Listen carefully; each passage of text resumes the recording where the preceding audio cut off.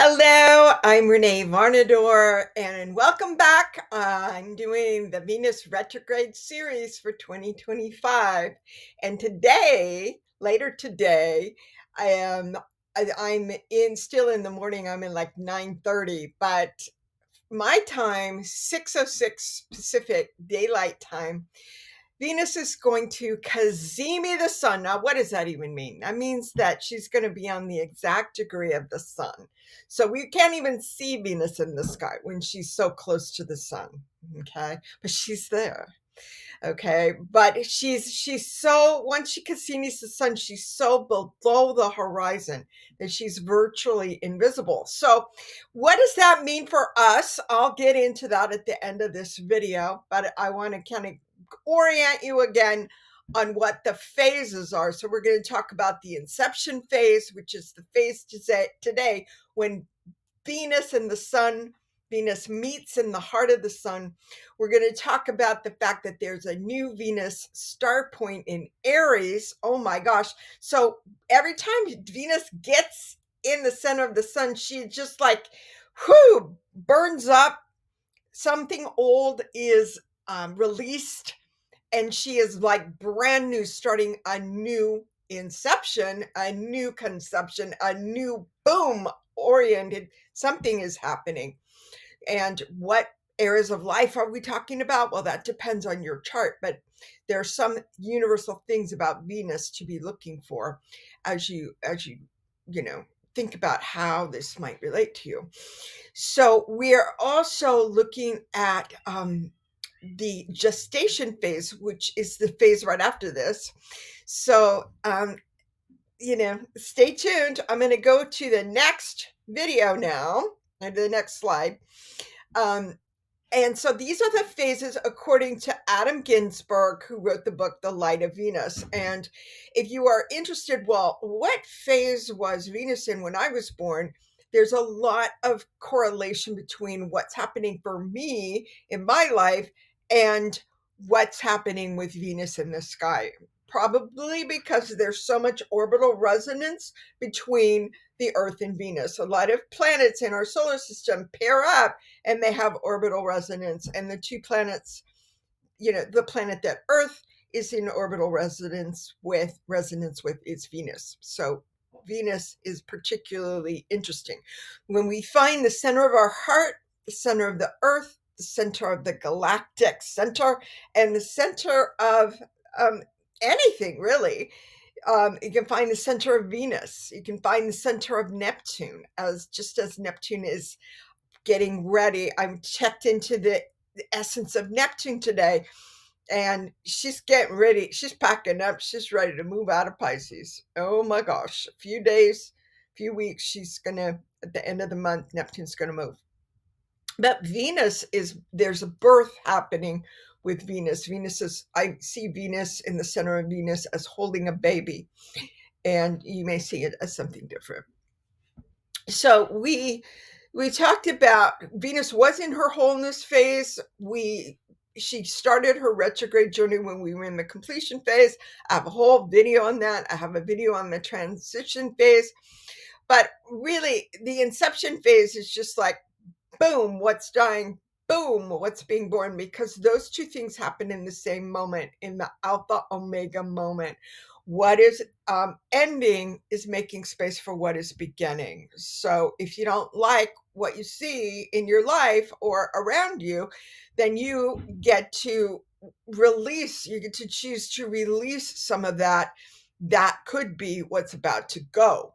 And what are you bringing in, and how much conscious awareness are you bringing in to your life as Venus goes through these changes that we as humans go through, especially when we're connected to within our hearts, connected to within the core of the earth and the core of the galactic center. We can see and be conscious of so many centers. And with Venus at the heart of the sun, well, there you go. It's time to look.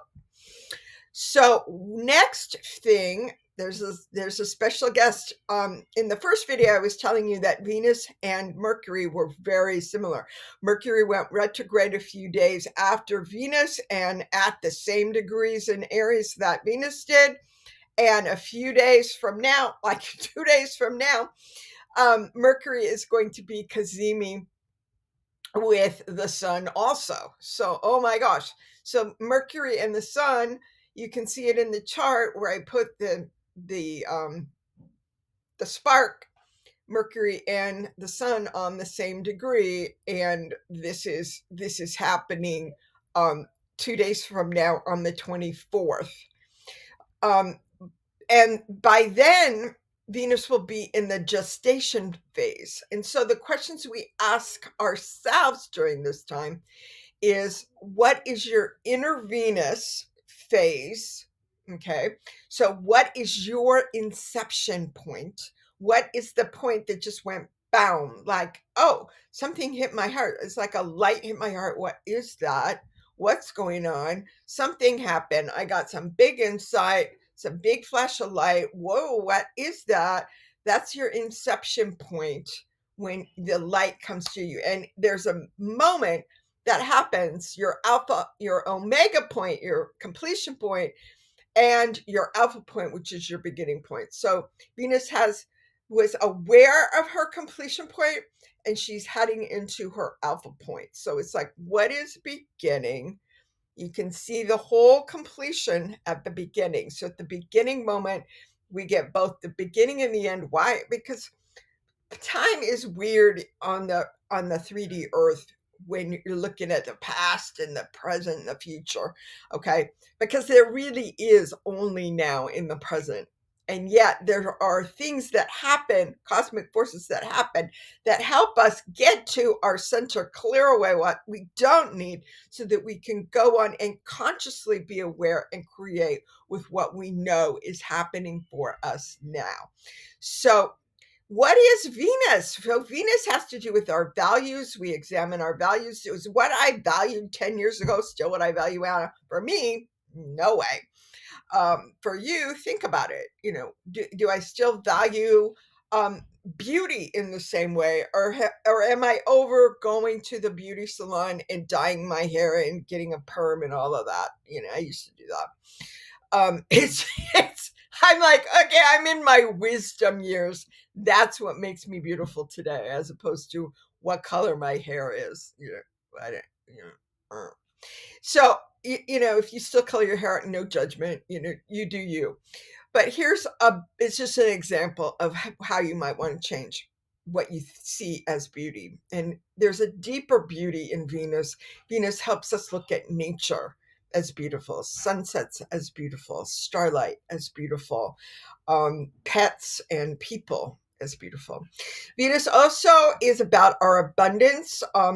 Some people would put money here as a specific, but there's all different kinds of abundance. There's abundance of love, abundance of insight and wisdom, abundance of friendships, of people that you love. So there's all different kinds of abundance. What kind of abundance are you paying attention to and grateful for?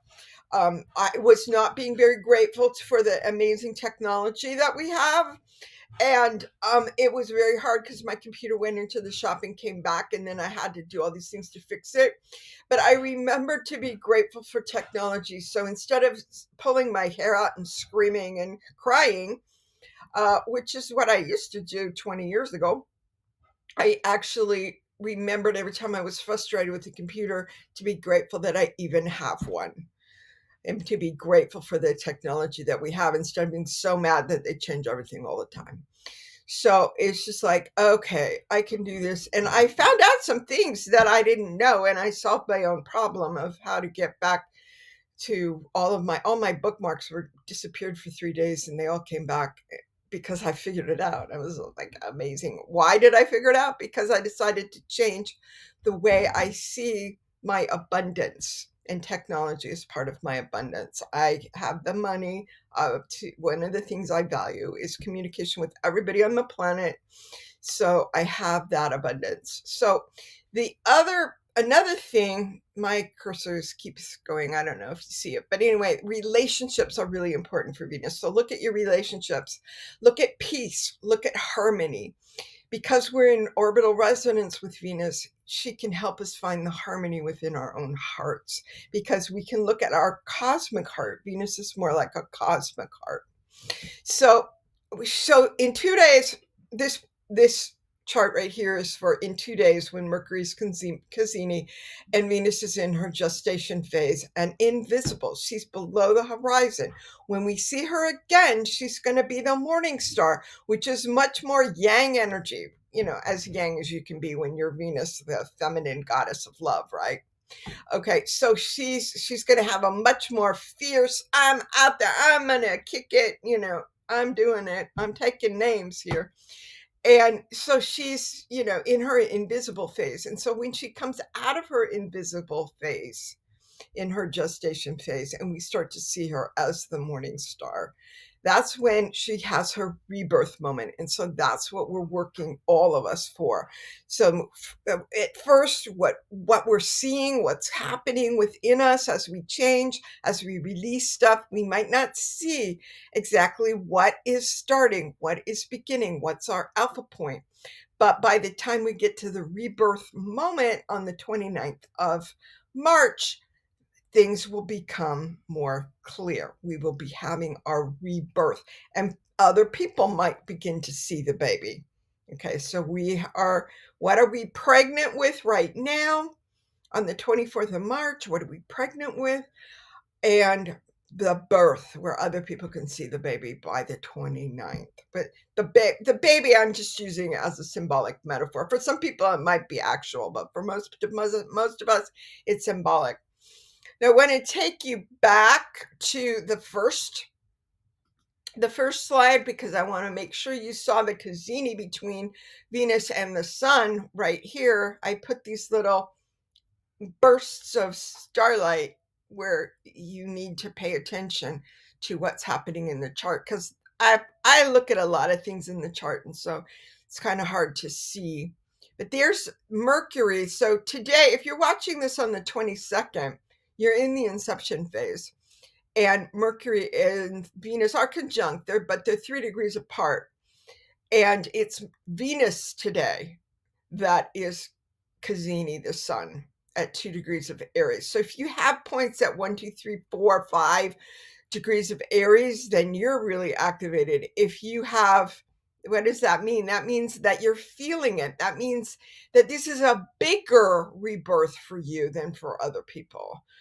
And we can look at cycles. You can look at cycles, you can look at phases, you can look at all of these things when you get a professional astrology reading for somebody that understands Venus phases and Venus star points. And what is the Aries star point? It's very different than the star point that we've been in. With Aries, it's much more, I'm going to go do this. I'm just going to, I got this idea. I'm just going to try it out and see what happens. And nobody did it before. I don't care. Nobody told me how to do it. I'm just going to go do it. That's Aries energy.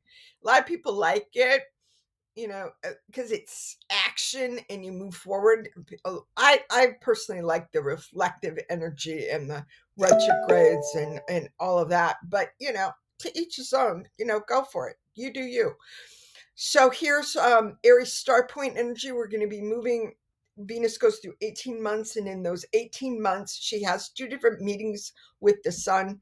And so the Aries points change every time she has a Cassini, which is this right here, conjunct the Sun, Venus in the heart of the Sun. Every time she has one of those, we get a new Venus star point. And so we feel a different kind of action with all of the Venus things that we talked about in the other slide. So love and blessings to you. Stay tuned, because the next one's going to be the rebirth one. And guess what's happening on Venus's rebirth day? Ready? You want to see? Look at that.